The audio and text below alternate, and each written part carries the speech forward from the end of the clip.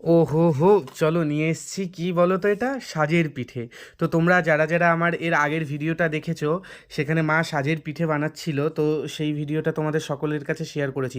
চলো এই সাজের পিঠেটা এবার আমি একটু ট্রাই করব কেমন খেতে হয়েছে। আর সাজের পিঠের সঙ্গে বিশ্বাস করো, এই পাতলা খেজুরের গুড় হলে, আরও শীতের মধ্যে গরম গরম সাজের পিঠার খেজুরের গুড় জমে। জাস্ট চলো আমি এখন তোমাদেরকে আর কি ট্রাই করে দেখাচ্ছি। এই পিঠেটা দেখো পুরোটাই প্রচুর গরম আছে। ইভেন এটার সঙ্গে এই খেজুরের গুড়ের কম্বোটা না, তোমরা যারা খাওনি তারা কি জিনিস যে মিস করেছো তোমরা বুঝতেও পারছো না। তো চলো, এখানে হালকা খেজুরের গুড় মাখিয়ে নিয়েছি। হুম, যারা একবার খাবে, সিরিয়াসলি বলছি, ফ্যান হয়ে যাবে, লিটারেলি ফ্যান হয়ে যাবে। আমি আগে এই পিঠেটা একদম পছন্দ করতাম না, বাট এই পিঠেটা না অনেকে আছে যারা চিকেনের সঙ্গেও খায়।